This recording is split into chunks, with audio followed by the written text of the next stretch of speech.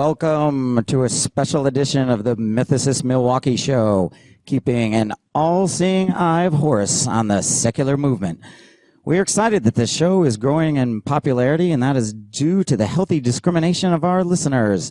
If you like our podcast, please help support us on Patreon. No amount is too small. Also, especially if you're local, consider a Mythicist Milwaukee membership at $75 a year or $8 a month. We're really excited to have not one, but two guests on our show. Two. Richard Carrier and Raphael Lataster. And Raphael, am I saying that right? Is it Lataster? That's exactly it. You are the first American to get that right. Oh, yeah, I'll take it. I'll take that designation. Boom. All right, first. You didn't trust my my knowledge of that. Well, and in YouTube, it was a number of ways, so yeah. I thought we've got to ask. First, Richard Carrier. Richard Carrier has a Ph.D. in the history of philosophy from Columbia University and is both a published philosopher and historian. He specializes in contemporary philosophy of naturalism, Greco-Roman philosophy, science, religion, and the origins of Christianity. He blogs regularly, lectures for community groups worldwide, and teaches online. He's the author of many books, including Sense and Goodness Without God, On the Historicity of Jesus, and Proving History. His work has been published frequently in peer-reviewed academic journals. And secondly, Raphael Lataster, right, weighing in at 170 pounds in the red corner, is a professional PhD researcher at the University of Sydney in Australia. Due to an anomaly in the space-time continuum, we have woken him up at 5:15 in the morning. He lectures on topics related to religion at various institutions. Raphael's master's thesis focused specifically on Jesus' historicity theories, concluding that historical and Bayesian reasoning justifies a skeptical attitude towards a historical Jesus. And if you're new to the mythicist argument, we're asking, is Jesus real or is he a myth? Is he Paul Bunyan or is he Davy Crockett? For his doctoral work, Raphael is analyzing the major philosophical arguments for God's existence. This piece of scholarship will demonstrate the logical improbability of theism. Recently, they've worked together on an exciting new book entitled Jesus Did Not Exist, A Debate Among Atheists, which we'll be discussing today in part. Welcome, Richard and Raphael. Hi, glad to be here. Welcome, guys. Thank you very much. I'm glad to be here also. Raphael, we hope you got the coffee on again. 5 a.m. there. So actually, our first question, we will give it to Richard Carrier just because Raphael's still waking up here a little bit. So, Richard, on the historicity of Jesus, that book, obviously we are huge fans, and it's gaining a lot of notoriety amongst the scholarly world as well as kind of the layman's world, like where we're at. One of the things that we noticed was that James McGrath and Kenneth Waters made the only two real academic rebuttals to this book. Can you talk about their arguments a little bit and where they may be wrong? Yeah, and neither, by the way, in any peer-reviewed venue, right? So, McGrath has not published a peer-reviewed review of the book anywhere. I mean, he put some articles in the trade magazine, Bible and Interpretation, but that's an online webzine, essentially, for the trade. It's not a proper peer-reviewed kind of book review. So there really hasn't been any official attention in the journals, right? So there's only one, right? Say again? There's only one official book review in a proper peer-reviewed academic journal.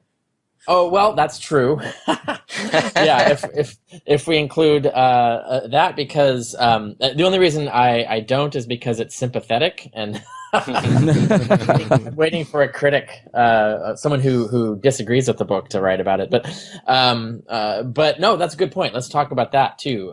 So Raphael published an article. In what journal was it again? I think it was the Journal of Religious History. That sounds right. Yeah. Okay, yeah, which is the only one so far. So they're struggling to ignore it. When the Society of Biblical Literature agreed to have a debate on it at their Western Regional meeting in Azusa, California, they well, I don't know if they picked, but the guy organizing it was Kenneth Waters, organizing the convention. And he's a Baptist minister and PhD in New Testament studies there, teaching at that Christian college. And he decided to take the debate role himself. And so it was an oral debate that wasn't recorded. So no written material is produced by this. And he basically just sounds did familiar. So quick one. Yes, he basically just did the preacher thing, gets up there and just goes into Christian apologetics and polemics. He wasn't really treating it seriously like a treatise of scholarship that we should be discussing the scholarship on. And I did blog about it, so people who are interested in seeing my take on what happened there. But it was frustrating for everyone present. It was very clear that the audience was kind of taken aback by his hostility and his approach to it. And most of them had never been presented with this material before, and he just breaks right into like critiquing it without actually explaining it. And so pretty much nothing got done by that debate. Like I said, the audience didn't quite understand what was going on, why he was taking the position he was. And when after the debate, most of the questions were critical of his positions on things. But it was still that you could tell the audience was confused by this. So that seemed to be unfruitful. It wasn't really advancing the scholarly discussion any. McGrath, meanwhile, just publishes blogs on this, and he always gets the book wrong. He to be charitable, he gets the book wrong. I think he outright lies a lot about what's in and not in the book. And so it's really just a disingenuous Christian apologetics approach and not actually a serious scholarly approach, trying to actually tackle the actual arguments that are actually in the book, as opposed to fake straw man versions of the arguments that he thinks are in the book or is claiming are in the book but are not. And that's very frustrating. Whereas I know there are many scholars in the field who are interested in it and have they're not persuaded by the book necessarily, but they actually think it was worth having been published. But they generally don't want to talk about it in public because they're afraid of repercussions to them. They don't want to be labeled, cranks or fringe or whatever. It would just make their life harder. So they're generally so they're sympathetic in private, but they don't really speak out in public. And some of the exceptions, which I've cataloged on item 22 in my Bart Ehrman Historicity Recap article online, the blog. I keep track of all of the scholars who are bona fide experts who have gone out on public record saying that they're at least agnostics about the historicity of Jesus. And there's 7 of us right now. That's increased considerably since 10 years ago. Hector Avalos is one of them. And then the others are well known: Thomas Thompson, Thomas Brody, Art Droge, and various other, Kurt Knoll, Bob Price, and myself, of course. Mm-hmm. And soon, probably Raphael. As soon as he gets his Ph.D., then I can put him on there you go, number 8. I'm wondering if he's on his way, so he's getting there.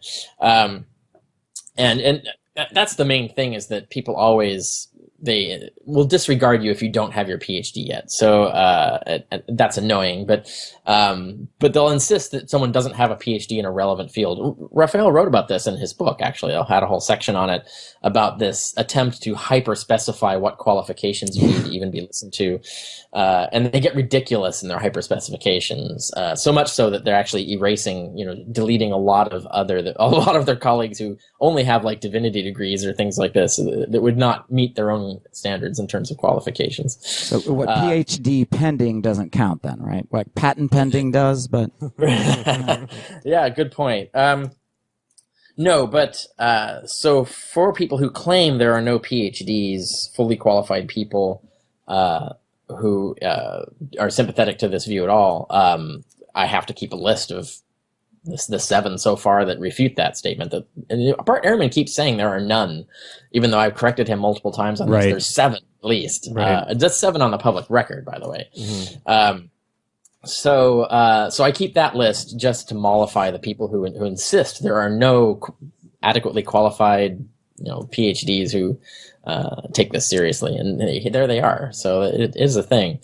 You asked about what are the takes that Waters and McGrath take. They both clearly are defending their religion rather than trying to argue a scholarly position. They're both deeply offended by the very notion that Jesus didn't exist, and so they're actually engaging in this kind of typical Christian apologetic approach of misrepresenting the view, trying to make it look ridiculous. When you go and look at the actual argument, it's nothing like what they're representing. And so their objective is to try and scare people away from it, essentially, to misrepresent it and make it look so silly that no one will bother reading the book and discover that it's not silly. And that seems to be the approach that's been taken so far by those two gentlemen. I've gotten a more serious reception from people like Zeba Crook and a few other scholars. Zeba Crook, I did a debate, and that debate, that's in Canada, and he's a professor of New Testament studies. That's the only debate that you can find online that's an atheist on this issue that doesn't turn into polemics, that actually is taking the argument seriously. Obviously, he's not persuaded by the end of the debate, but you get a good feel for what the debate is about, and you see the honest and interested sides on both sides of the debate. So that so far is the best debate that's been done on this. That counts as someone from the academy with the Ph.D. and a professorship, because Bart Ehrman insists that you have to have a professorship to be listened to. Right, exactly. And how do we spell his last name if we want to Google that? Zeba Crook, literally like the word crook. Okay, fair enough. It does not come from crook as in thief. It comes from crook as in shepherd's crook. But that's where I actually asked him about that, because that is such an interesting name. Zeba Crook, where do you get that? No, his family name comes from it's has something to do with the shepherd's crook thing. Okay. So that's the one I would recommend people go see, and that's one you can go see. The Kenneth Waters debate wasn't even recorded. Oh, yeah. So it didn't even happen. I mean, these days, when that, right. When you don't record it, it didn't even happen. I mean, and Raph, when we talked with you last, and, we followed your career for some time now, you are a mythicist. You side with the mythicist position. However, you consider yourself more as a Jesus historical agnostic. So you're kind of on the fence. One of the things that was interesting about this new book is that you state Jesus did not exist. And in the subtitle, you have, a debate among atheists, which we've covered in the past. We see this topic as a debate among atheists, but leaving the theists at the door. Can you explain a little why did you go with that title? I mean, I love it personally. But have your views changed a little bit? Okay, as for the Jesus did not exist part, I really don't know what to call myself, and I don't know if these labels matter either. I think they can be quite fluid. I do think that Jesus did not exist. I think it more probable than not that he didn't exist. I call myself a Jesus agnostic largely, I think, for practical reasons. I might have the exact same views as Richard Carrier, and I just prefer this term. It might be a bit like how some people call themselves agnostics when they're really atheists, or when they're atheists as well, when it comes to God's existence. And there's a bit of irony there, because that offends me a bit. I always try and get people to say, you are an atheist. Just say you are an atheist. There's nothing wrong with that. There's nothing wrong with that word. We've had the new atheist revolution. It's okay now to call yourself an atheist. But for various reasons, I seem to prefer the historical Jesus agnostic label. But I definitely do think that Jesus did not exist. I think that there's a small probability that he did exist. I don't really care either way. I think that's one of the big themes of the book, especially the introduction of the book, as Carrier indicated. We don't really care whether Jesus existed or not. So people like us are probably the people you want to listen to on this about this debate. While the people like Ehrman and especially Christians, they have vested interests in there having been a historical Jesus. We don't really care. It doesn't affect our atheism one bit if he did exist. I still argue that the chance that Christianity is true, if that makes sense, is still far less than 1%, even if there was a historical Jesus. So on that front, the issue probably doesn't really matter. And that sort of gets us to the subtitle, I suppose, the debate among atheists. It's not crucial to atheism whatsoever that there was no historical Jesus. In fact, I've discussed the possibilities that it would help atheists if there was a historical Jesus and that there was some decent evidence for him. Because if we had evidence that he was just some regular Joe that frequented with prostitutes and so forth and died of syphilis, I mean, that would just aid the anti-Christian cause, would it not? I think it's of benefit to Christians that the evidence is so poor regarding Jesus. I think especially relatively early Christians that relied on dogmatic views about what a recent earthly Jesus actually did. So I think, it can be removed from the whole theist versus atheist or Christian versus non-Christian debate. It really is separate. Technically, I think in the real world it is hard to separate those, and you end up discussing with Christians because they're the ones that have really the most interest in this sort of discussion. But technically, I think it's a completely separate issue. This really is just a historical issue. Another reason for leaving Christians at the door is because I don't think they can be very objective about it. And you can say that about the secular historical Jesus proponents as well.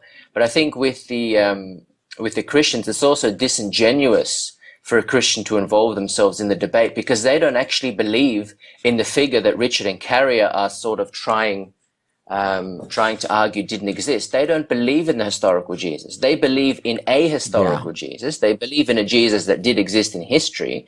But when we say the term historical Jesus, we're talking about atheist Jesus. We're not talking about the Christ of faith. We're not talking about Buddy Christ. We're talking about the atheist version of Jesus, the guy that was just a man. He wasn't divine. He didn't actually come back from death.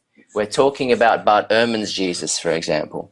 And Christians don't believe in this Jesus. So when people like Professor John Dixon go on a huff about how terrible I'm being for trying to keep Christians out of the debate, they just don't understand what I'm saying, because the same problem Carrier faces, they're not actually reading our books. They're not actually familiarizing themselves with the actual arguments that we make. It's that, we're excluding you from the debate, or at least I am. I can't speak for everybody. But I think generally we're excluding Christians from the debate because they have no point of being in the debate. The figure that we're arguing against, they don't actually believe in. They believe in the Christ of faith, which is a figure that we tackle in our other work. And obviously with my Ph.D. Taking on William Lane Craig, it's of course a big lifelong goal for me to debate him. I do that as well, but that is a separate issue. And so that explains, I think, the title for the book. Christians really shouldn't get involved here. And I don't really want to involve myself in debates with Christians either over this. I would rather take on secular scholars in debating this issue, because it's very disingenuous, I think, for a Christian to involve themselves in this debate, for them to defend a figure they don't even believe in.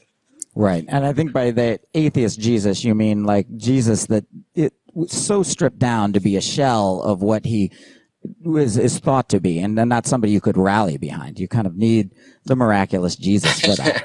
Exactly. That causes a paradox here that now we're talking about a person that's so insignificant. How did he become Jesus Christ? Mm-hmm. I mean, I guess that leads into, like, why does Jesus enjoy the privilege of being assumed historical, while many others, other gods are just dismissed as supernatural. With the same characteristics. And I think that goes to both Richard Carrier and Raphael. Why is that? Why is Jesus the exception? Well, there's two parts to that. I mean, one is, of course, 90%, 95% or whatever, the population are Christians. Well, I guess now it's like 85. It's shrinking. Christians are shrinking in the U.S. anyway, and more so in other countries like Australia. But the main reason is that there aren't millions upon millions of Osiris worshippers or Hercules worshippers. If there were, they would get very offended when we said that they didn't exist too, right? So we'd be having these debates over the historicity of Hercules because it's so important to them that there was an actual Hercules. But we're not in that. So the demigod that survived the natural selection of the Middle Ages was, the Christ figure. That's the only dying and rising God that got filtered out. All the other Neanderthals and Homo habilises and all the other species died out. And so we have to deal with that. The other side of it is that you have the secular scholars, but secular scholars were all trained up in schools and programs that were developed and originally by Christians. And so a lot of their training and education is imbuing them with a lot of Christian faith tradition that they're being told is just the consensus knowledge. And so they go on repeating that. So they've actually been affected by the same attitudes as Christians and just not aware of the fact that what they've been, the cultural package that's been installed in them was actually created by Christianity, by the believers. And so we don't have that happening, for example, with secular Hercules, people who are studying Hercules or the other mystery religions. Those scholars don't have a package that was created in their institutions to sell them and to teach them that was created by believers in those gods. So, so that's why we have this different breakdown of why people treat Jesus differently. Even secular scholars like Bart Ehrman treat Jesus differently than he would treat any other god that was just like Jesus in terms of being claimed to have been historical, but probably was not based on the evidence we have. Mm-hmm. And there are a lot of these, demigods that are like this, that were put in history, but were never really historical figures, but were central salvation figures of these different cults that you could be baptized into to get salvation. Jesus is just the Jewish version of these things. Yeah, exactly. Adding a little to that, it's the development of the scholarship in the West, which Carrier was sort of alluding to. The development of biblical studies and religious studies. This is the history of these fields where Christianity was basically the default position, the default religion, and sounds like somebody let the air out. Some espresso. Some espresso back in the back. What's going on there? That we'll take responsibility for that. No worries. Yeah, so there's the development of religious studies and biblical studies where the religious studies scholars are saying, okay, this is what Christianity is, this is what religion is. In fact, that's one of the earlier definitions of religion, I think. It's just Christianity. And going to other cultures and saying, gee, what looks like Christianity? We'll call that their religion. And sometimes it doesn't make sense to do that. Religion is so ingrained in other cultures. And so that partly explains, I think, why Christianity has such a privileged position. And then you get the Enlightenment, so you get the development of these fields. People are becoming more critical with the Bible, and they're saying, all these claims of miracles concerning Jesus, they probably didn't happen, but for some reason they're still holding on to Jesus. So they're chopping bits out of the Bible. I think maybe that's a natural development. They're saying, okay, this bit's implausible, this bit's implausible, and we haven't yet got there until maybe just now of saying, you know what, maybe the other bits are implausible too. Right. There's reasons to doubt the other bits. So it's maybe just where we are in history, as we've both discussed before regarding Old Testament minimalism. This is probably an idea that will take off over time. And I think Carrier has made the point before, and a few others, that it seems to be an idea that Jesus didn't exist. It seems to be an idea that's more palatable for younger people and younger scholars. In fact, when it comes to the list of experts that Carrier discussed, I think there's a few that I can add from my immediate field of religious studies, including younger scholars that haven't yet made a name for themselves, but when they have, they might actually come out. In fact, I think I linked to an article by a direct colleague of mine who will have her Ph.D. very soon also, who just so casually, and this is the sort of evidence that people like Ehrman really like, this incidental evidence, who's not writing about the historical Jesus, but then mentions Jesus's time frame and then puts in parentheses, if he even existed. It's just so casually thrown out like it's nothing.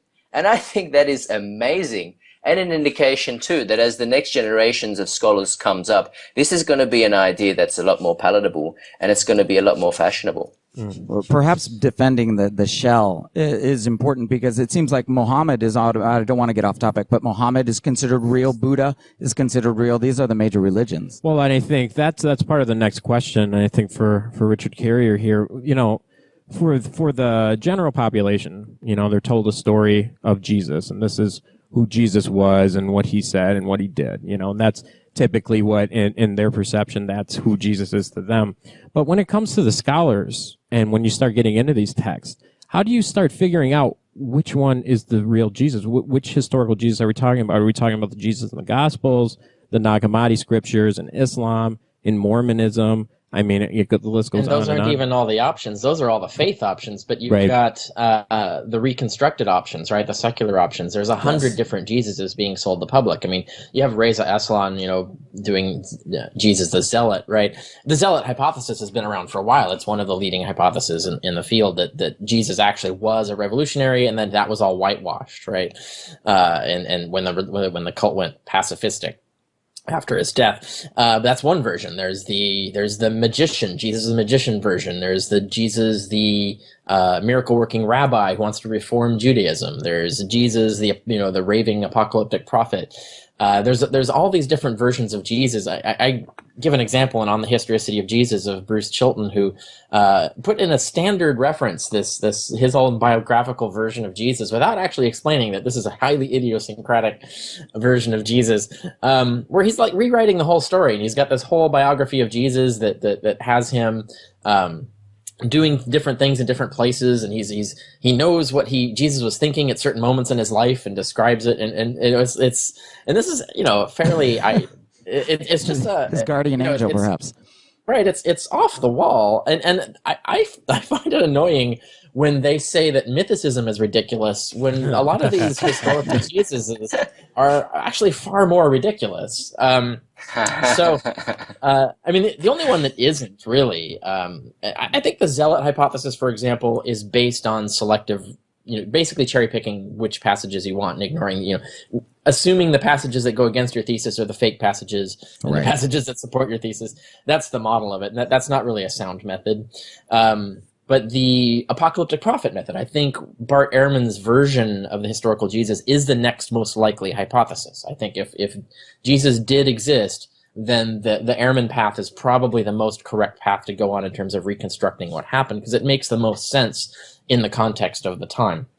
But in the context of the information we have and so on. But the okay, so I lost track of where I was going on that. So what were we talking about? Oh, just like how do you figure, how do the scholars figure out which is the correct Jesus, and which one we should be discussing? Yeah, there's James Crossley wrote a few books, like Jesus in the Age of Terror, and there's another one where he's analyzing the versions of Jesus that these scholars come up with and showing that they reflect attitudes and ideas and ideologies of the time, so that in fact scholars are seeing in Jesus kind of like a tea leaf reading all of their particular ideologies and politics and fears, and so they're actually creating a version of Jesus that agrees with what they want Jesus to have been. And they're not doing this explicitly, they're just doing this subconsciously, and then they cherry pick the evidence to support their hypothesis. And so there's no sound methodology here. Even when they claim to be using a methodology, they're using it in the cherry picking way, they're using it in a logically invalid way to just sort of create the veneer of the semblance of having made an argument, when in reality they haven't made a valid argument for their case at all. And so the Crossley books are pretty good examples of looking at how Historicity of Jesus, the historical Jesus, is really just sort of a veiled way of doing modern political philosophy. It's a way of doing modern theology. Even secularists have ideas of what they want Christianity to be about, right? So I would think even Bart Ehrman probably wants Christians to think certain things because he wants Christianity to move a certain way for the benefit of the world. And so for that to happen, there has to have been a particular kind of Jesus that you can convince Christians to go with, so that when they say, what would Jesus do, they would do something that you want them to do. It can't be a notion. in that case. And you really see that most famously in Crossan. John Dominic Crossan's version of Jesus is very much. I mean, that's the Jesus he's created. He's created the Jesus. And he claims to use methodologies and stuff to discover this historical Jesus and the evidence, and it's all fallacious. But it's a respectable idea in the sense that, that would be great if the version of Jesus that you reconstructed were the Jesus that Christians were to believe in instead of the Jesus they do believe in. But Jesus then becomes kind of like a sort of a viral agent, or I don't know how to describe it, but like a pill in which you can stuff all of the ideology you want people to swallow. Yep. And then if you can feed them that pill, they'll adopt that ideology. Yep. And so even for secular scholars, manipulating the historical Jesus has a sort of ideological agenda for them. Even if they're not consciously aware of it, you can see it happening.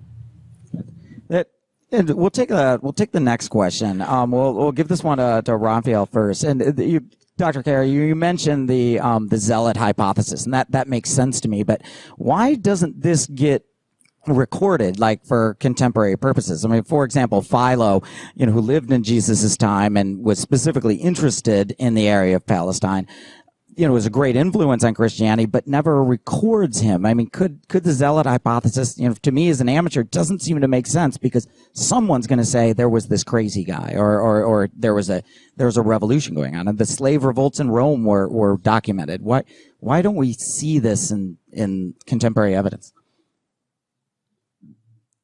That's to Raphael. Yeah, go to Raphael. Go for that one. Oh, it is difficult. You can't always expect contemporary evidence. Not everything does get recorded. Depends, I guess, how significant the figures are as well.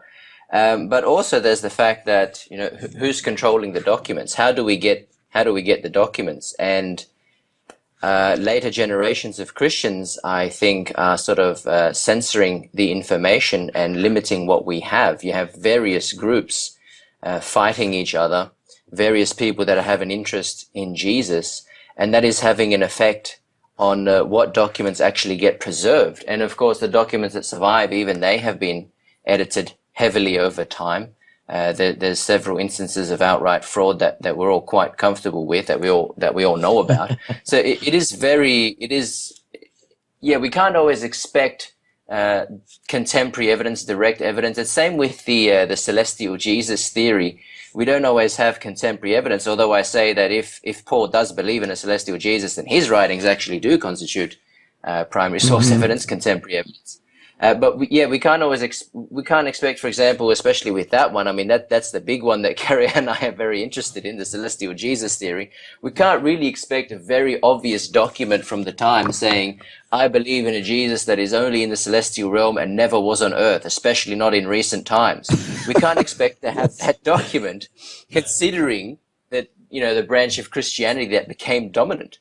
And even Paul's letters have obviously been edited. Even Ehrman admits to this, that Paul's letters have been edited to make Jesus seem like a historical character. I mean, that just screams, okay, what's going on here? How did Christianity begin? Surely it's a different origin story we should be looking at.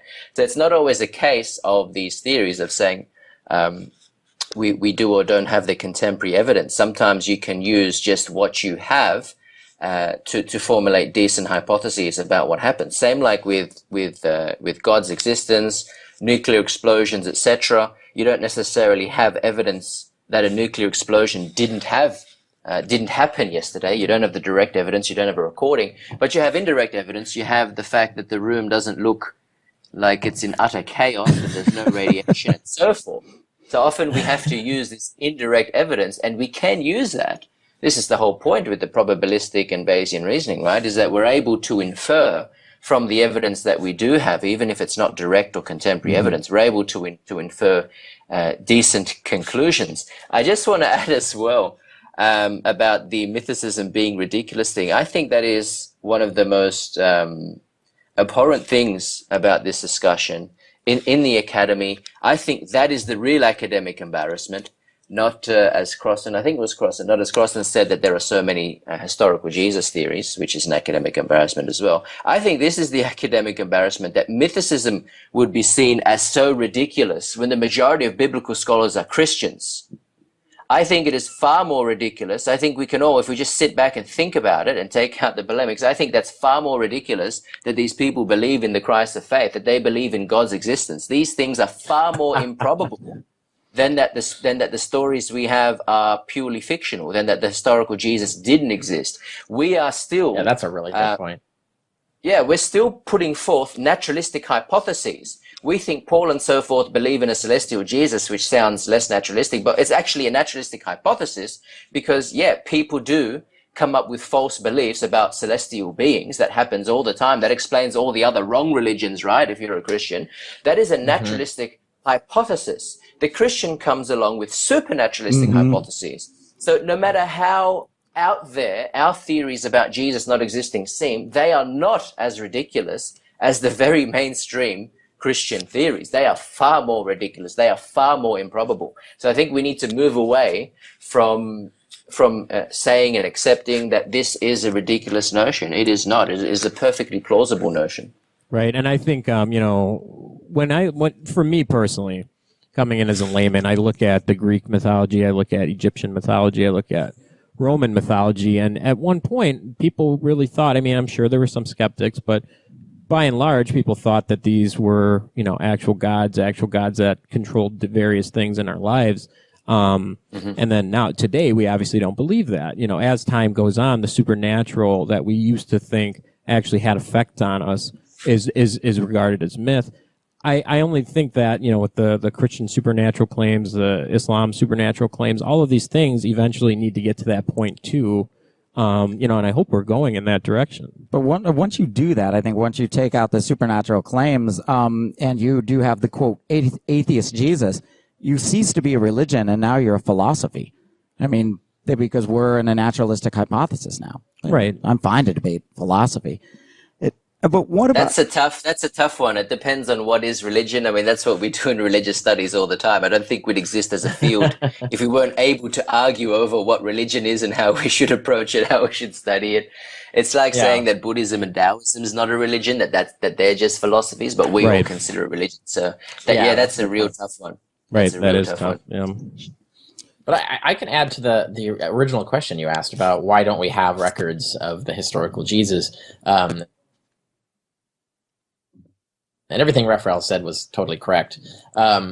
If the Jesus movement, for example, we have what I call the Josephine Christs. I have a section on that and on the Historicity of Jesus, where he documents, 4, 5, 6 of these basically these guys pretending to be Joshua the Messiah. They're pretending to be Jesus Christ, and they get mentioned in Josephus. But of course, they get mentioned because they raised followers in the thousands, and there was a big military action that resulted in their deaths usually. So. If Jesus was one of these guys, but only got like 20 dudes to follow him, he wouldn't even be on the radar of Josephus, right? So he would just be, someone who would just fall below the background noise of historical data. So that's entirely possible. And there's an example of this where we have someone who's much more famous than that, which is Chrestus. We have in Suetonius, there's one line in Suetonius where he's talking about the reign of Claudius, and there's a riot. There are riots in Rome over these Jewish factionalists instigated by this Chrestus fellow. So the Jews are getting all riled up. And of course, Christians want this to be about Christ, but that doesn't make any sense because Suetonius is saying that this Chrestus fellow is alive and in Rome at the time instigating these riots under Claudius, and he kicks out the Jews to stop these riots. And that's the only line we have about Chrestus. We know nothing else about him. And it's just by chance that book was preserved that we would even know about it. The section of Tacitus's Annals where he would have and almost certainly discussed the Chrestus riots, that part of the book is missing. It was not preserved through the Middle Ages. So we don't have his account of the Chrestus riots. So we just have this one line in one book that just by chance survived all the passage of 2,000 years of time for us to read it today. And that's all we get to hear about this Chrestus guy. There's probably a lot more written about him. I'm sure Tacitus probably covered him in his Annals, probably in some detail, but we don't get to hear anything about it. We don't know anything about it. So that's just an example of how the vicissitudes of time and chance and so on can just destroy information, even without deliberately destroying it. And Raphael pointed out that there would be deliberate reasons to destroy it as well. The Christians who were preserving books and choosing which books to preserve through the Middle Ages would not have wanted to preserve some sort of secular account of Jesus, because that would not agree with them.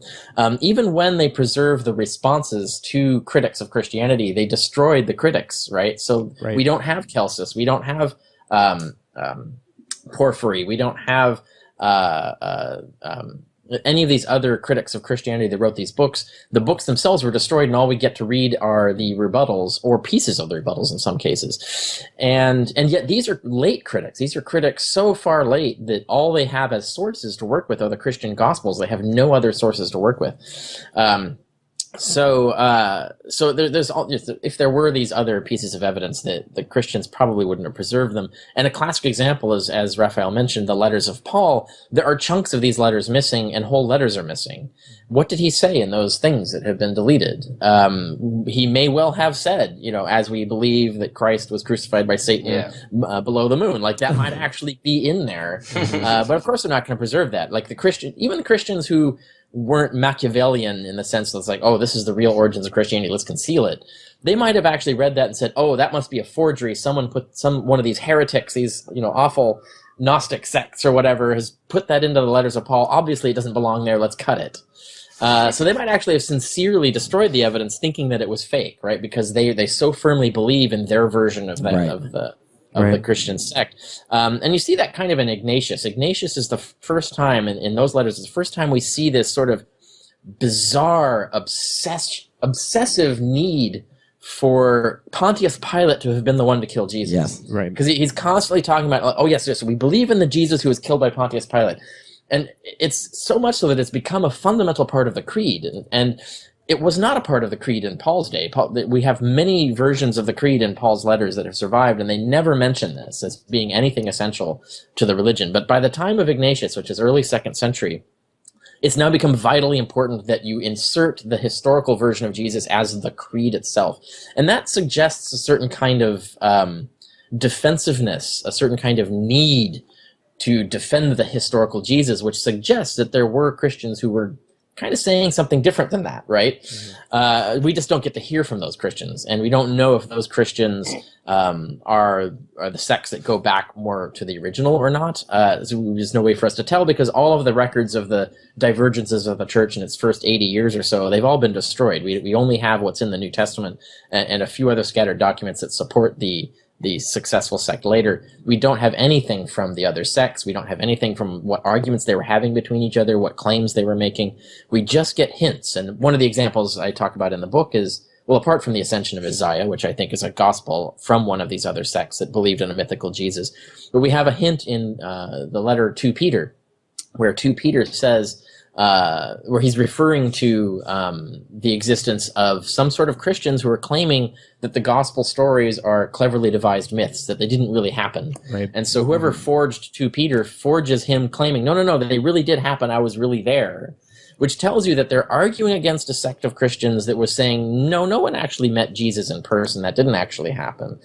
And so all you get is that sort of the hint that sect existed. Everything that they said, everything about them, we hear nothing else about them. We did just this one thing that randomly survived in the polemics of the Christian church, the surviving Christian church against these other sects. Just one thing that just happened to survive all of the records. Everything else was destroyed or lost. So it's very difficult to know what actually happened. We have to go like a detective, look at the evidence, understanding how the evidence has been doctored and meddled with and selected as part of our reasoning when we try to figure out, well, okay, given this highly distorted filter, what most probably would lie behind it that would explain everything that we have?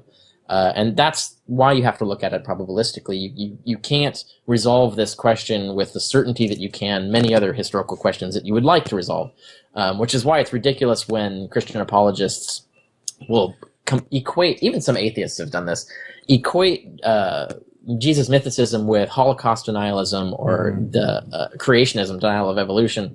That's ridiculous, because if we had the evidence for Jesus that we have for the Holocaust, this would not even be a debate. It wouldn't even be an issue. Like, obviously Jesus would have existed. There would be no doubt. Right. But no, we don't have anything. Like, not even the tiniest fraction. It's we're talking many orders of magnitude more evidence supporting the Holocaust than we have for anything like a historical Jesus. So Right. And there are many lighter versions of this when they turn it around and say, well, we don't have enough evidence that we have the same evidence for Jesus that we have for Julius Caesar. Therefore, if you're going to be consistent, you should deny the existence of Julius Caesar. Ridiculous. The amount of evidence for Julius Caesar is vast. Right. And many others. They've gone down the line. Like they'll try Pontius Pilate. Nope, tons of evidence. They go, Julius Caesar. Nope, tons of evidence. Alexander the Great. Nope, tons of evidence. Spartacus. Finally, they went to Spartacus. Okay, finally, let's go so far back in history that most of the books have been destroyed. Right. No, tons of evidence. We have tons of evidence for Spartacus. You can't do that. Right. Socrates is another. I haven't written on Hannibal yet, but yeah. So it's. Well, I think it's astonishing. Well, I think one of the things that's hard for laymen's, even skeptics, to get their head around, and this question comes up to us a lot, is okay. There must have been a historical Jesus, because why else would we have this vast religion built around a figure that wasn't historical? And you Richard, you've done a great job. That never happens. Right, right. Richard and Raphael, you guys have both done a great job of showcasing Romulus and Dionysus and Mithras and all of these other figures that were strictly supernatural, that had these, massive religions or cults built around them. I guess, how do people, I think, was Rome's influence and Rome, Constantine taking up Christianity, I mean, was that one of the biggest things that propelled Christianity to the popularity that it had? I mean, when I look at it, it seems like that was kind of like the changing point, where this went from a mystery religion or a small, just, social group or whatever you want to call it, to something that actually had influence and power. And not only that, they changed it. They Romanized it. They made it more efficient, as far as controlling the masses and things like that. Was that kind of the big turning point? Yeah, absolutely. Had that not happened, we would probably still be polytheists today. We'd probably have tons of different sects. We'd still have Mithraists and Osiris worshippers, and all the mystery cults might have survived. Or possibly one of the others, historical contingencies might have thrown their way, and we might all be arguing about the historicity of Osiris, because everybody is an Osiris believer and Right. needs to believe in the historicity of Osiris so they can be saved in the afterlife. Like that could have happened. We don't know in terms of that, but yes, it was Constantine, because what he did is he chose Christianity to be a state religion, and this is something that in the 3rd century, just before Constantine, had been tried out a few times by other emperors, because the empire was falling apart. And they were getting more fascistic, and they were resorting to this idea: we need a single unifying state cult to get everybody behind it, through which we can control the populace, and create some sort of political stability. It didn't work, but they kept trying it, and so Christianity was kind of like the final try. It's like you keep rolling the dice until you come up with the boxcars or whatever it is you need to roll. And so finally, one of these tries worked, and it just happened to be Christianity was, when the musical chairs ended on this. But he really did that in an organized fashion, where he got involved in, not only did he not take over the church, but not only did he adopt the church as sort of a semi-official state cult, but he got heavily involved in unifying the church itself. Because it bothered him that there were all these sects of Christianity. That was what the Council of Nicaea was about. Is he says, look, I need a unified cult to run this empire with. So you guys need to be unified. So let's have a council where you decide what it is you fucking believe. Yeah, right. Exactly. It's like because you guys are all arguing about all this stuff, and this is confusing. No, you need to pick one thing. And what came out of that was your typical result of a political committee, where they came up with the Nicene Creed, which is the most ridiculous, contradictory warble garble that's ever come out. But you can, and Ehrman does talk about this in his book about how Jesus became God. I wish he talked about it more, but in the end of it, he talks about how it was really just a political compromise between the more powerful sects. They each got their own line in there, and the result was completely contradictory and nonsensical. But the whole point of the creed is that it's a political shibboleth, right? They're saying these are the sects we're going to support. If you will just stand up and say that you support this thing, if you will actually sell your soul out to this, it's like you can suppress your notion that it makes no sense and is contradictory. If you're willing to do that, that constitutes basically a Zeke Heil to the state, right? So that was the whole idea of the Nicene Creed, was basically sort of this political mechanism by which you could determine who was supporting the state and who wasn't. And that's how Constantine wanted to use the religion. That's how he used the religion. He looted pagan temples and took the money and used it to support Christian churches. And then, of course, his successors were also Christians and got even more involved in integrating the church and the state. And they stayed sort of technically separate. People talk about the degrees to which there was control, but they were clearly designed to work together for a common political purpose rather than an actual legitimate theological purpose. And by the time you get to Theodosius at the end of the 4th century, where they're outright just outlawing any other religion, they're saying, you have to, okay, everybody's got to be a Christian now, or you're going to be exiled or killed, or we're going to take your property away, or whatever it is we decide to do. And so you see that trajectory from Constantine around 313 to Theodosius 395. That whole pattern, you just see it go to become this sort of fascistic political state religion. It's no longer anything at all like what the original religion that Paul wanted to see succeed. I mean, they completely destroyed Christianity as it was known when it originated and created this sort of horrible monster that would then govern the world through the Dark Ages. Well, that makes sense. And with a bunch of Roman Stoicism mixed in, I imagine. But Raphael, for your book, and I wondered does it address these questions? Because often, as I do as an amateur, my first stop is Wikipedia, and I have to admit that, right? I don't hold conceit about this, but that's where I start. And the Wikipedia will say that these historical facts, that the certain ones that we can know, and they love to opine with, that Jesus was baptized by John the Baptist 99%, it sounds like they're saying. And also, Jesus is crucified 99.9%. But then list another 6 that they, it sounds like they're in the A- range, 90%, because they're saying pretty much we can believe these too. And I'm wondering if we can talk about at least those top 2. And how do we change the Wikipedia page? Oh, that's a whole other debate, because that's a battleground. That's very I'm difficult. serious. Like, it's actually, there's serious actual warfare goes on in trying to control those pages. That it's extremely exhausting and almost impossible to actually effect a change when you have people like Christians who want to control the page, and even secular scholars who are secular atheists who hate mythicists will war over the page content. They don't want it to be honest. They don't want it to be neutral or balanced. They want it to defend them, right? Because Wikipedia is an authority, so they want it to defend their point of view. So if you try to change something there, they'll just change it back, and then you get in, and then the changes get locked, and then you have you have to go through this talk process, and then eventually that gets nowhere, so it ends up being pushed up the chain of command in terms of editors and meta editors, and then. And so you go through this really arduous, long process where you have to keep fighting for this one change you're trying to make. It can take 6 months, and then whether you succeed or not, it's hard to know. And then, of course, even if you do, 3 months later, they'll come in and undo everything. And so you have to start the battle all over again. Deletion or, yeah. Yeah. Exactly. So the veto.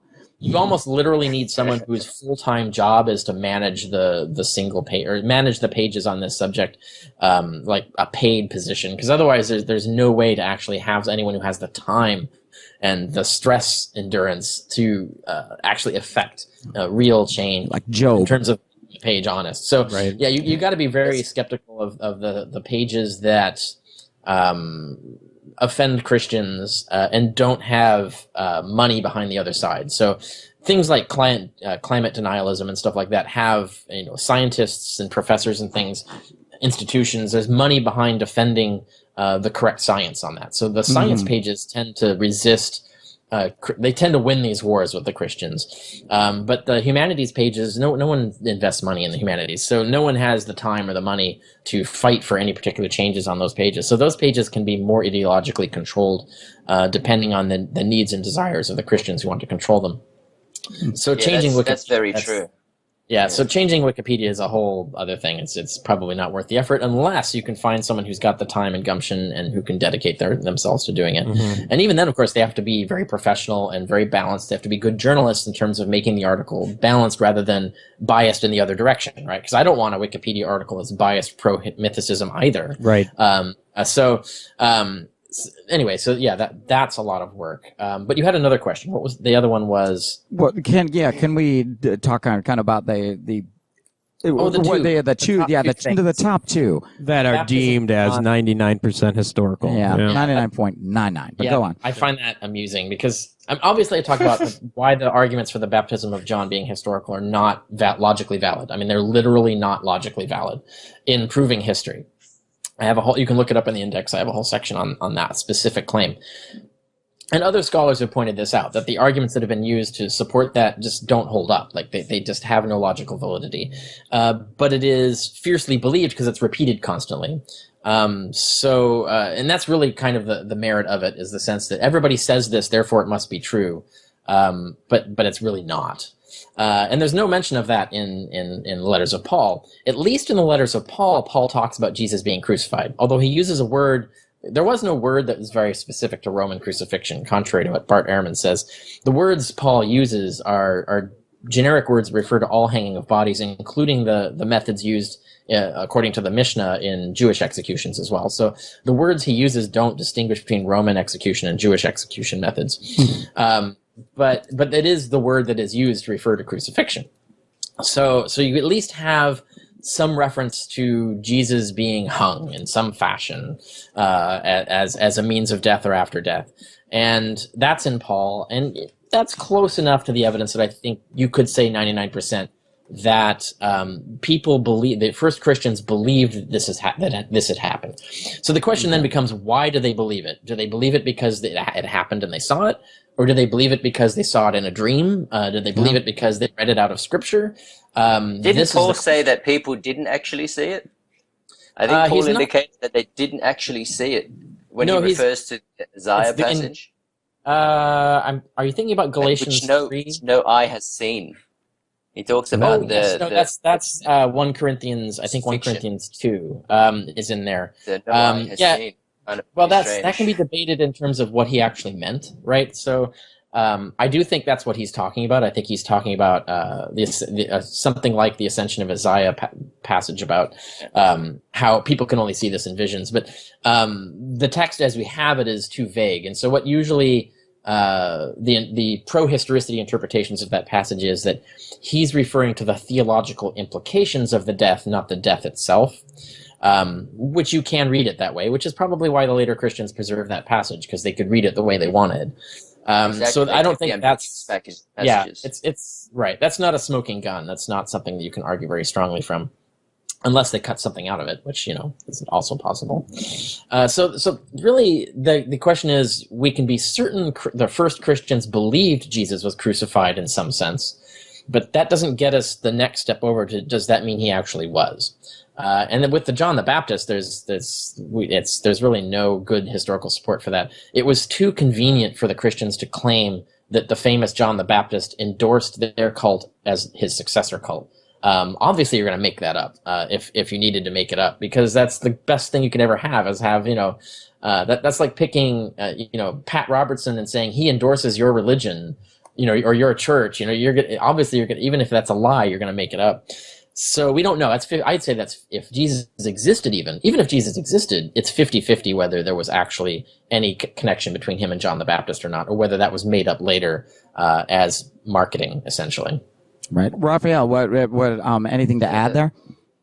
The whole idea that the John the Baptist story must be true concerning Jesus because it's embarrassing for early Christians is outrageous. I think Carrier was alluding just to that, how it's logically fallacious, all these arguments. We don't know what is necessarily embarrassing to early Christians, especially when there are so many, especially when the only thing we know about them comes from the very books that we're looking at that have the John the Baptist story.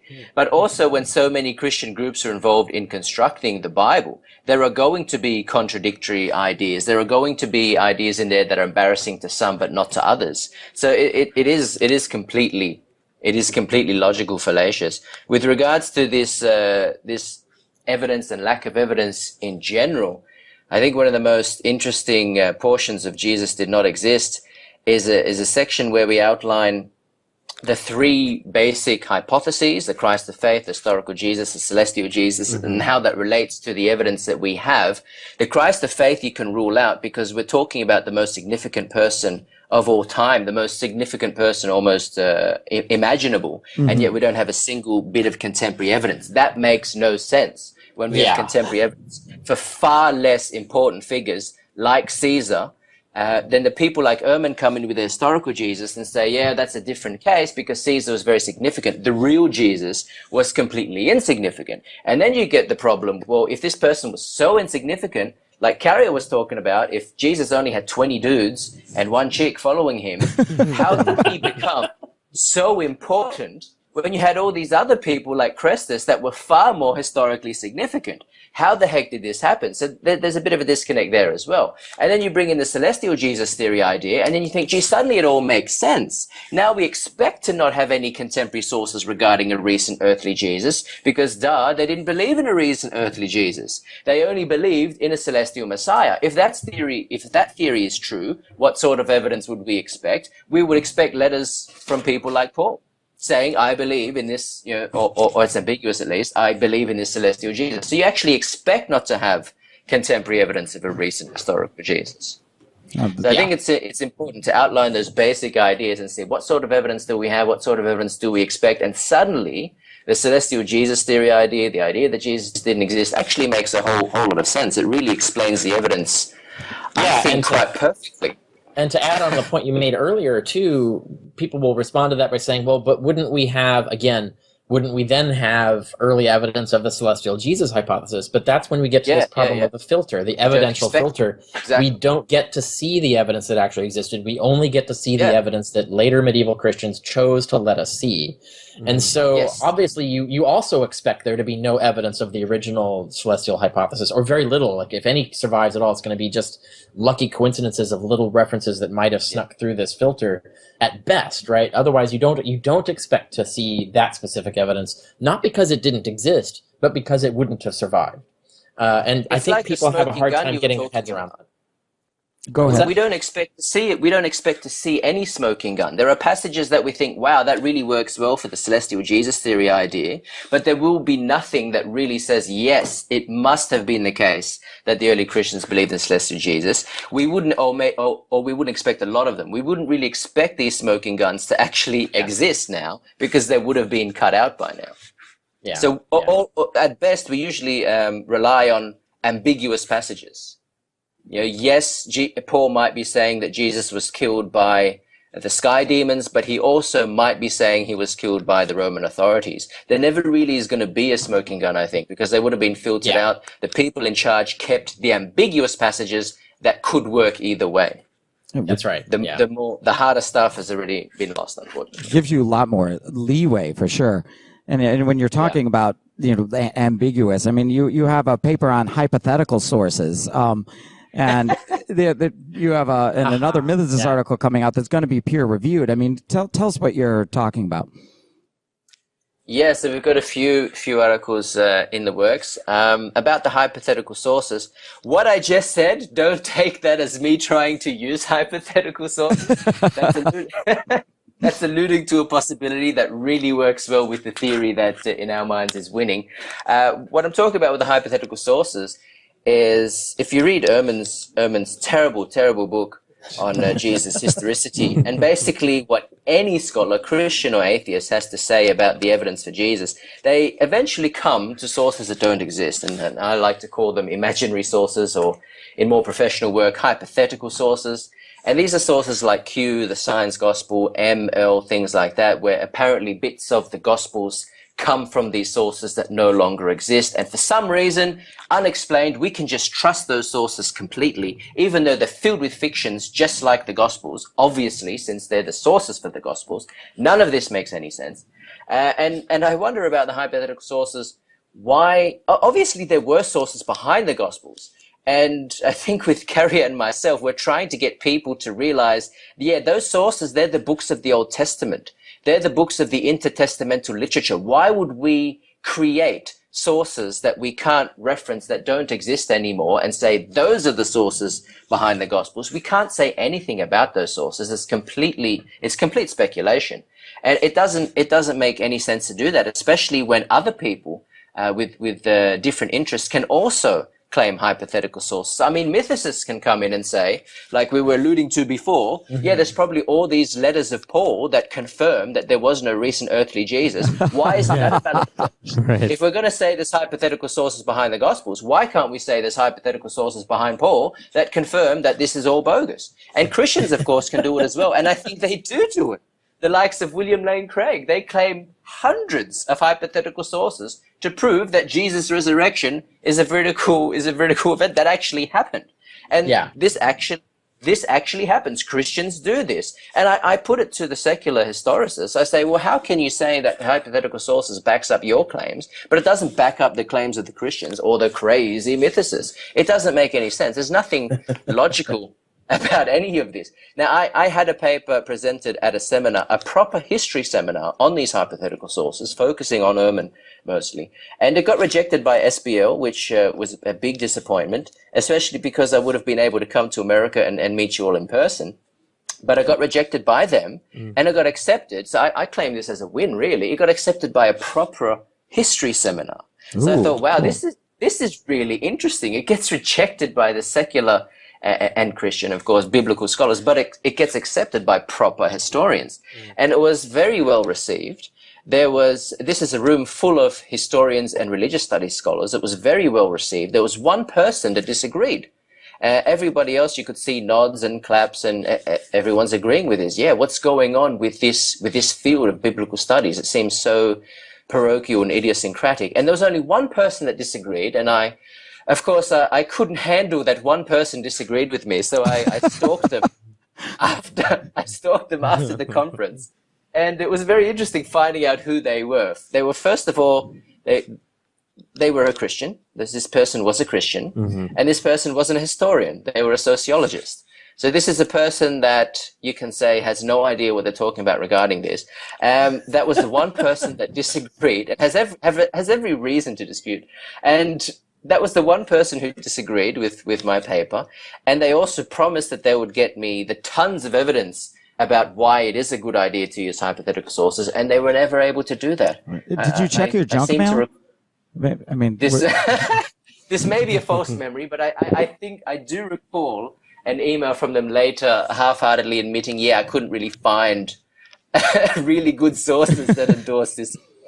And I do have an article now coming out about that topic and about how really historians don't do this. I can't find, maybe Richard Carrier can enlighten us, but I can't find a single historian, a single field outside of biblical history that really endorses this approach and uses, I mean, there are historians that do posit hypothetical sources, but they don't use them to the same extent, saying that we can know this definitely happened. I mean, when it comes to the historical Jesus scholars, it's all about the hypothetical sources. I mean, you read Ehrman's book and you read between the lines, and he's basically admitting, and Casey too, they're basically admitting the extra biblical sources, forget about it. The non-gospel Christian sources, forget about it. We're only talking about the gospels, and you know what? We acknowledge they're bad sources, but it's the hypothetical sources behind them that we place great faith in. So really from these historical Jesus scholars, you can see it's all about the hypothetical sources. And then you come to this point, of course, well, it's a completely logically fallacious approach.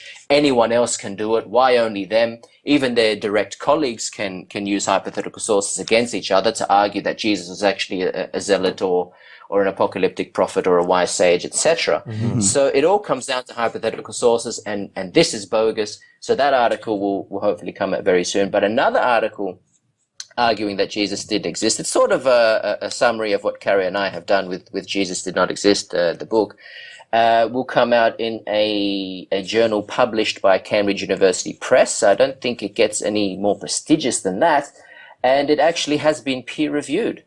Excellent. So that's excellent. So this I think is hopefully going to be a big moment for mythicism as well. I think we're both doing, and a few others. Yeah. We've got a few kind editors and reviewers that are really making sure that this idea gets a fair hearing and becomes a bit more fashionable. I think that will happen eventually. You look at what happened with Thomas Thompson.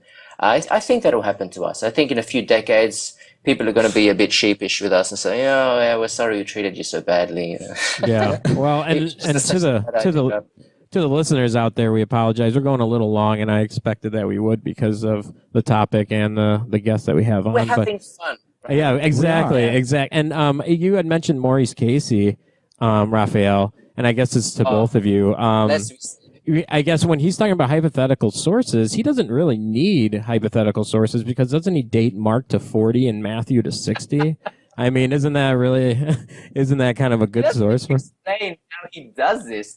He comes up with ranges like, okay, so Mark, which was written by Mark because Mark was a very popular name back then. That's his reasoning. Absolutely absurd. Absolutely absurd. It was a very popular name, so his name must have been Mark, if it was even a he. So we've got this date range. He comes up with a date range of, it might have been written, say, between 40 and 80. 40 sounds about right to me. End of story. Moving on to the next topic. So, huh? How did you come up with that? I understand the range, how you come up with the range, but how did you just decide, I like 40? I'm like a Christian. This is what I like, so that's the truth. Yeah, very offensive as well. His book was very offensive. There's homophobic slurs. Absolute terrible. I don't know how that got published. I don't know why a semi scholarly publisher would allow that. That's absurd. When Carrier and I have trouble with it's published, and we're writing very professionally, I think it's absurd that stuff like that can get across the line. Maybe he was woken up at 5 a.m. and he didn't get a good look at it. And he literally phoned it in like I'm doing now. Right? We can already see that you're doing much better, so that can't be the explanation. Like you're spot on. So clearly, Maurice Casey was not just woken up early. Well, yeah. We want to make. Go ahead. I'd like to go back to the point that was made earlier that Raphael's making this point, and I think this point gets undermade, which is that there are almost no actual historians, by which I mean people who got degrees in history in the culture and period, like Roman history, Greco-Roman history, things like that, who are involved in this debate at all. Who are involved in studying Jesus. It's almost always people who are getting specific degrees in Christianity, in New Testament studies, in divinity, theology, and so on. And so you do see this issue where historians, when they occasionally do like wander in to one of these meetings or to one of these discussions, they're very perplexed at the kind of methodologies that are being used and the way history is being done in this field. I think that suggests to me that we need more historians who are just experts in Greco-Roman history to come over to this side and look at the evidence, look at the arguments, and actually assess it, right, and publish an argument about it. We need more of that to happen. But and Raphael had mentioned that I could probably comment on how actual historians, use or posit hypothetical sources, and it is very, very different. It's done, but it's not done like this. To give you an example, we have, let's take Tacitus, for example. We know Tacitus sometimes refers to, or Tacitus sometimes talks about events in the reign of Nero, let's say. We happen to know that Pliny the Elder wrote a very famous history of Rome up to nearly his time, which he died in 79. And so we knew that was a major source being used. But we know that because people actually name the source, name the author. We know the author. We have books by that author. And some people even quote or specifically say, as Pliny the Elder says, in their writing. So that's not a hypothetical source. That's a source that no longer exists, but that we know exists. We have actual evidence that it exists. And so that's non-extant, but it's not necessarily hypothetical. Right. Yeah. And even then, a historian will say, like, well, Tacitus probably got this information from Pliny the Elder, but we don't know for sure. And we don't know how much of it is Tacitus, his own interpretation, being his own spin on it. And that's it. Done. Like there's no further. Well, we know this story happened exactly the way Tacitus says it did because he must have been using Pliny the Elder. Therefore, all of this is from Pliny the Elder. No, that's no historian argues like that. And probably do they follow up? We'll revise this theory given more evidence. Like always. Yeah, absolutely. Well, of course they do that. Yeah, if we find examples. Well, I'll give you an example of the article I published on Thales. where it had been overlooked that we actually have the line from Thales that everybody's been talking about. It was long assumed that we lost Thales. We have very few quotations or anything. And Thales is one of these guys that supposedly, we have, who is it? Julius Africanus claims, or makes it appear the way he says it, it appears that he's claiming that this chronologer, Thales, who we can't date precisely, wrote in his chronology that an eclipse occurred at the death of Jesus in conjunction with an earthquake or something, but something like that. And so there's debate over, like, is Thales just using the Gospels? When did Thales publish? And so there's debate over all of that, but the bigger debate is, what did Thales actually say? And we don't have an actual direct quote from him, or at least we thought. But when you look at Eusebius, who's actually he's got his own chronology, and he's summarizing chronologers. He actually has a line where he says, "Oh, and all these other chronologers say this exact line."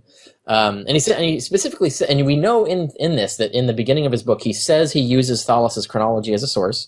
So he's using Thales's chronology. He says he's using Phlegon's chronology as a source. And when he gets to this point, he says, and Phlegon says yada yada, and then all the other chronologers say yada yada, and he gives an exact quote. And so you can put that together and say, okay, he says he's using Thales as a source. Thales was a chronologer who covered this event. So if he says all the other chronologers say such and such, that's a direct quote from Thales, right? So we actually have the quote from Thales. And so I think people had overlooked that for ages. This isn't new evidence, like it wasn't just dug up. It's been sitting there in front of us all of this time. But then I published that. That's an article under peer review. It's proper advancement of the field. But that's an example of how, new evidence can change our perspective on things. And of course, spoiler alert, the line from Thales does not mention Jesus. It's simply the same, simply an abbreviated version of the line in Phlegon. Did you have trouble getting that article published? Sorry. Oh, that article? Not at all. No, in fact, that was easy. Good. The only article I had any difficulty getting published, of the ones that I've got through peer review, like the Josephus article, is the biggest one. I think the most important one.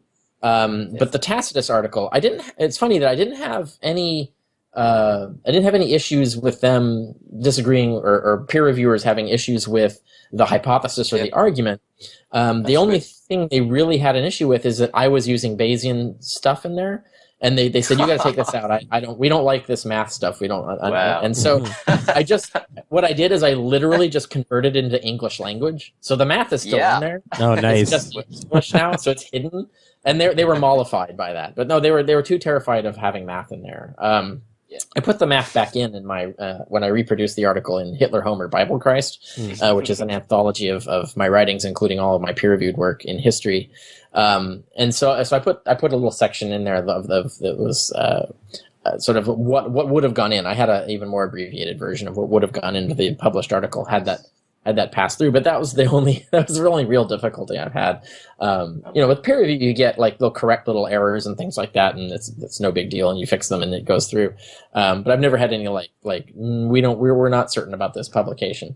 I did have one paper that I'm having difficulty getting published, and I think it's because I need to get a co-author on it, and that's the one on the surveying the scholarship and evidence regarding early Jews believing or expecting a dying Messiah.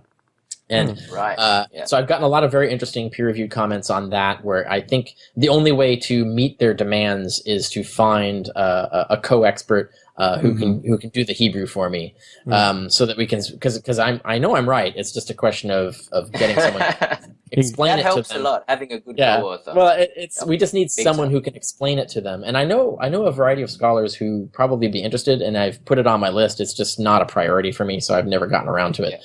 But I'm thinking of asking some experts eventually, saying, hey, do you think this would be a useful article to write? Because they've already written books and articles kind of on the same subject, and they're already on board with the idea. And they're Hebrew experts in Hebrew. But we need some sort of collaborative work, and I've just shelved it because I just don't have time to work on that. I've got other things I'm doing. So you can always ask Joseph Atwell. No, I'm just kidding. I'm kidding. I'm kidding out there, Joseph Atwell fans too. Sorry, that's a low blow. So we wanted to make sure that we get a little insight out of the book, out of this book, because for us it's super exciting. I mean, Raphael was kind of hinting at it, and he could never tell us what was coming. He was hinting at it, and it was he's teasing us for a while. So yeah, we're really excited about this one. And can we just talk to how this came about and what you guys are looking to get out of this book and who you're hoping to reach. And I think we'll close it up with that because we are at about an hour and a half at this point. Okay. And I'll let you guys get back to your lives. Get back to sleep. Yeah, if that's possible. I think what I wanted to achieve after seeing so much trash talk about Carrier online with McGrath and other people we shouldn't mention, I think that I wanted a really good review out there of Carrier's work. And incidentally, I actually prepared proper, published, peer-reviewed reviews of all these books that we're talking about, of all these other scholars. And I myself have been reviewed as well. My work has been reviewed. So I thought, let's bring all this together at the same time, bring all the best arguments and the best evidence and everything else we've discovered in the meantime. Let's bring it all together. So that explains the 4 sections. There's really 5 with the introduction. The 4 main sections of Jesus did not exist, and the highlight is perhaps the section on Carrier. I think it's the most thorough review and obviously the most sympathetic review as well of Carrier's work. And it's sort of an elaborated version too of the actual proper peer-reviewed journal review that I have, which still remains, I think, to my knowledge, the only proper review of Carrier's work. And basically I find out that, Carrier's case is spot on. I simplify it, I summarize it, so it's about, 80 pages or something. It's the best summary that I've seen. So that's like, if you want an 80-page basic summary of On the Historicity of Jesus, that book has the best, real quick. I mean, it does a really good job of summarizing all the essential points in 80 pages, and that's nice. So those that made it through On the Historicity at this point are like clenching their fists right now. See, what usually happens is someone will read a summary and they'll go, wait a minute, I want to know more about that, or I want to know what supports that, so on. And so that's they end up going to the book anyway. So we'll hope that it doesn't cannibalize Carrier's work. I don't think so. I think people will be intrigued and say, you know what, I think I need to read this whole book. It sounds fantastic. And it is. And I think I simplified a lot, take out a lot of the mathematics, which does freak people out. Obviously, we're quite comfortable with it. I mean, everything is meant to be probabilistic anyway. Right. But for those who do get freaked out by numbers, we have simplified it greatly. And I use alternative figures to show that, just using this same reasoning, this correct reasoning, even if we tweak the numbers so they're not so supportive of mythicism, we still get at least to Jesus agnosticism or historical Jesus agnosticism. Yeah. And then I have sort of thorough reviews of the others as well, of Ehrman and Casey, just revealing very brutally, very honestly, how terrible those cases for Jesus are. And then, of course, the case for agnosticism as well. I deign to call it my case. I mean, there's so much overlap. Every single scholar on this is going to talk about the same stuff, about how the sources are bad, how the methods are bad. But yeah, basically putting forth a decent case for agnosticism that all these sources really are untrustworthy. We can't be sure about them. And there's so much focus on hypothetical sources that, we can't answer these questions, at least from the historical Jesus side, with any certainty. And then, of course, the introduction, I think, which is quite significant for the book, for Jesus Did Not Exist, where we talk about this whole issue of qualifications and who actually is, who is a credible source, who is qualified to speak on this topic. Right. And since then, I've actually expanded on that and come across this whole massive research about, we probably shouldn't be trusting these people. It's sort of like trusting a theologian about God's existence. Mm-hmm. I mean, you've got these scholars that just put their flag up and say, you know what, I'm the only person you should ask about this, but they have so many vested interests in believing the thing that they're trying to get across. It doesn't really make sense. We really should be seeking out historians like Carrier that don't, their entire career doesn't revolve around this stuff, and religious studies scholars like myself that also don't really care, that are familiar with these issues and with the sources, but don't really care about whether Jesus existed or not. I think we need to consult more with historians and religious studies scholars that aren't actually, this sounds weird, but that aren't actually New Testament experts. I think that would be very, very helpful. We'll come up with different conclusions there. And also, I think there's a hesitance, though. This is part of the problem. There's a hesitance from historians that that aren't so cluey about all these things, that aren't so familiar with the sources, to involve themselves in the discussion, even when they know that, yes, what biblical scholars are doing is it's bogus. Right. Even when they know that, they don't really want to involve themselves because they feel like, and there's pressure on them, I'm not the expert here. Yes, I may be an expert on historiography, but I'm not an expert on these biblical texts. I'm going to sound stupid if I go and contradict these people. Mm-hmm. There's a real hesitance there, even when they know that what the biblical scholars are doing is wrong. The and methodology. I've had many discussions.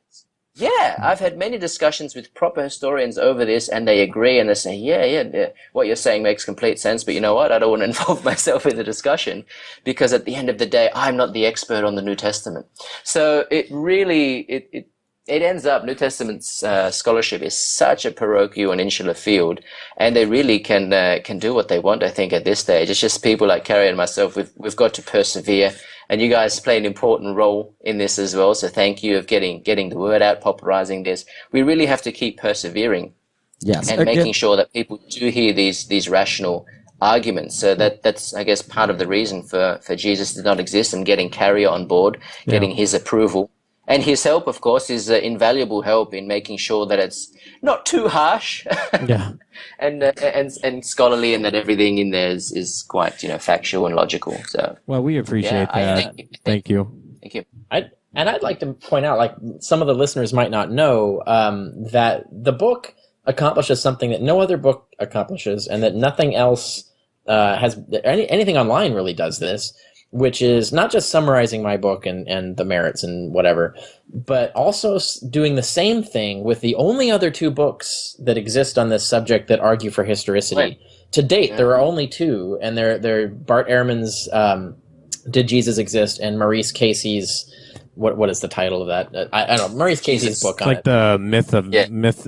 We have it written down here somewhere. Yeah, I think it's called Jesus.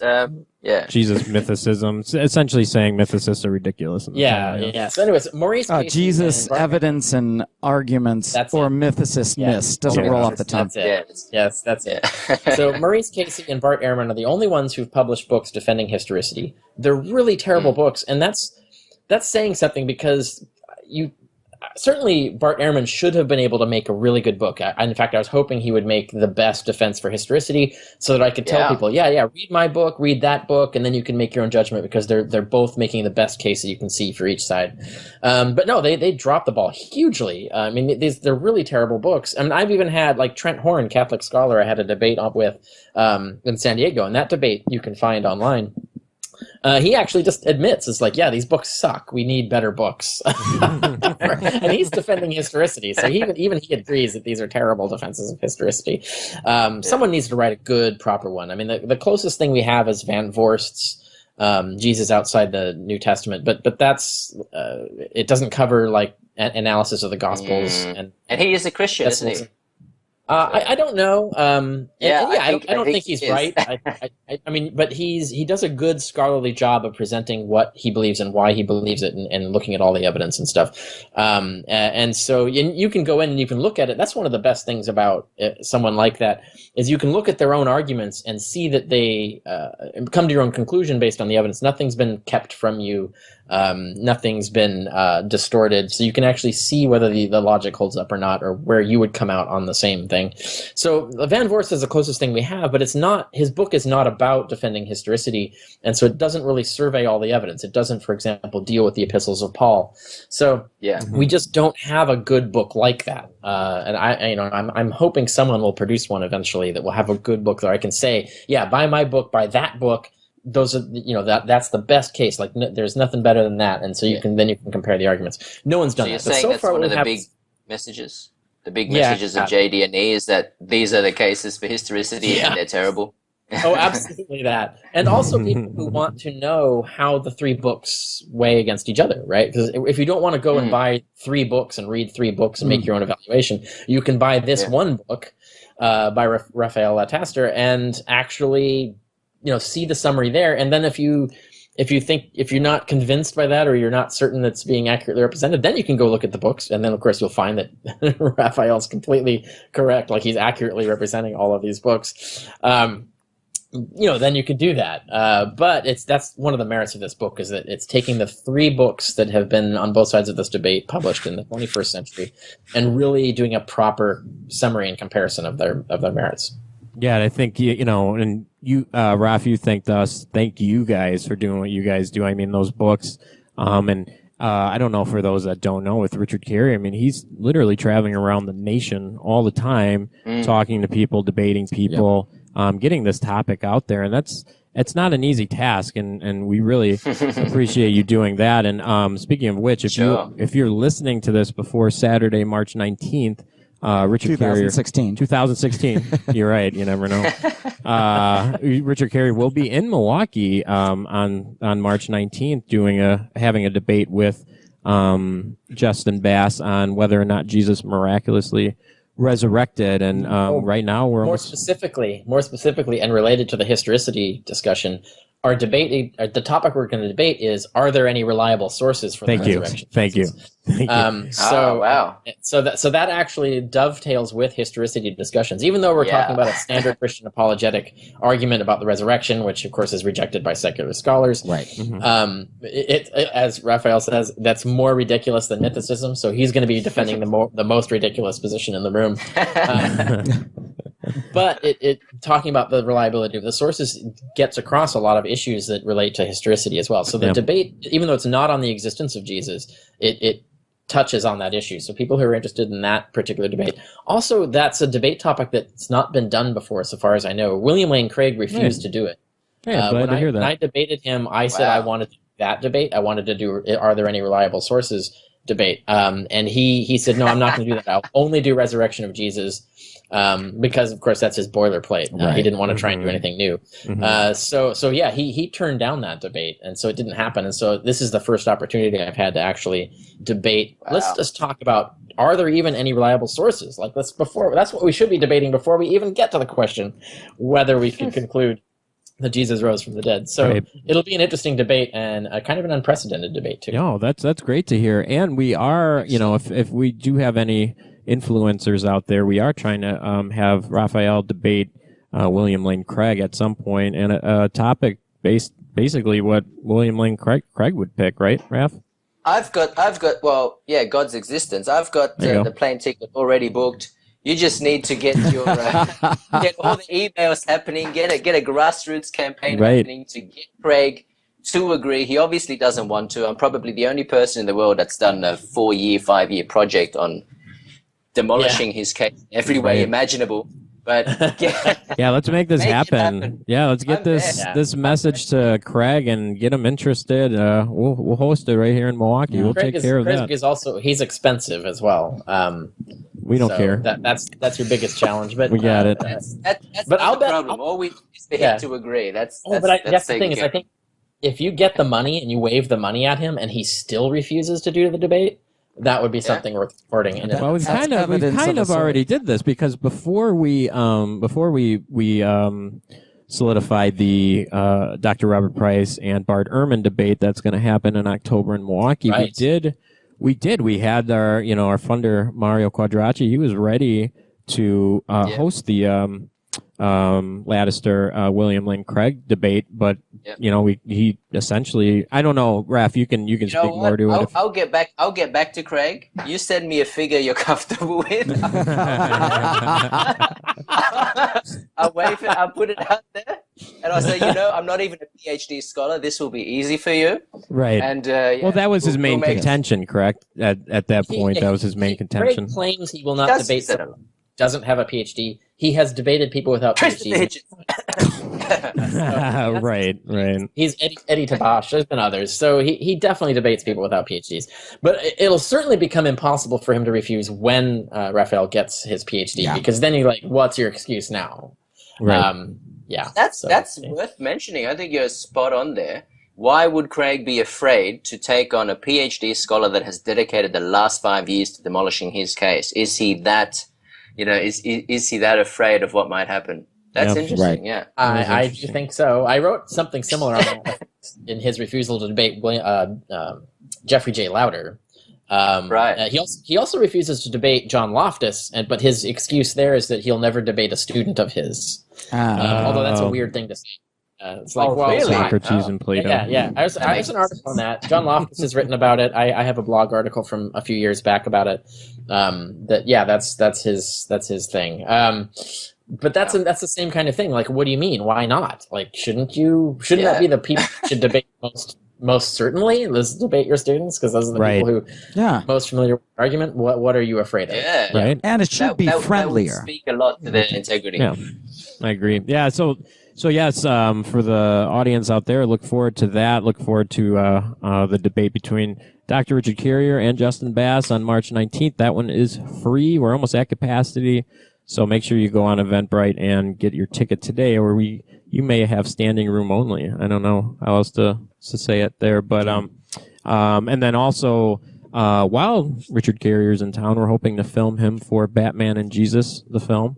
I think we're trying to do with that film, and if you guys agree to it, we're trying to get layman's more interested by utilizing a popular figure that everyone knows. It's Batman against a popular figure that everyone thinks existed, was Jesus.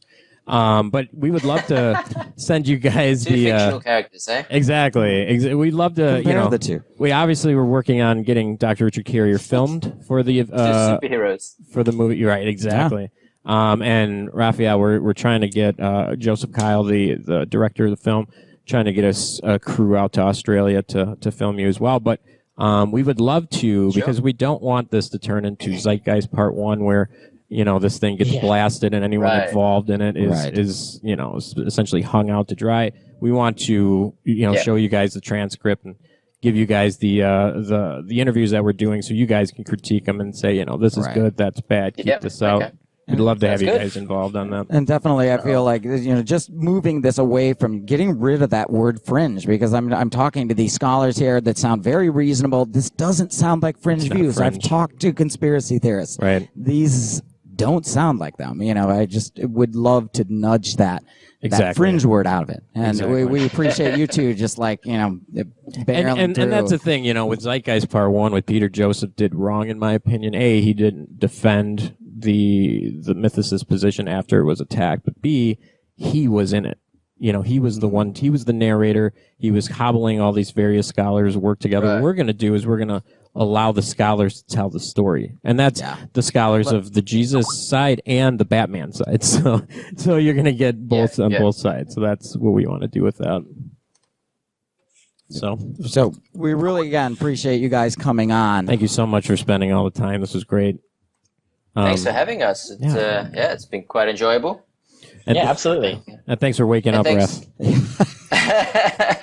I'll go straight back to bed. But thanks for doing what you do. It is important that people get the message out there. It's always difficult when there's only a handful of people. It's easy to quash out that way. But if more and more of us have the courage to come out and say, you know what, these experts, they've been doing things wrong. We need to review what they do. We need to review the sources and everything. I think it's great that you're doing that. Thank you very much. Well, we appreciate that. And thank you guys for all your hard work. And for the audience out there, join us tomorrow. We will have Dave Chervis from the Richard Dawkins Foundation on same time at 2 o'clock. And like I said, come see Richard Carrier at the debate on March 19th. Make sure you don't miss that. And if you've never partied with Richard Carrier, you're missing something that you can only experience it. You can't. The stories don't hold enough. I can vouch to that. I am not a hypothetical source. Right. So thank you so much, guys, and we'll see you guys soon. We'll see everyone else tomorrow at Sunday at 2 o'clock. Watch out also, if I could be a little cheeky, watch out for 2017 Craig Lataster. So yes, it'll be exciting. Yes. If anyone out there wants to help us with that, let's make that happen. You bet. Right, and if it's 2020, maybe click over because it's already available. All right, hey, thanks, guys. All right, thank you. All right, bye. Bye.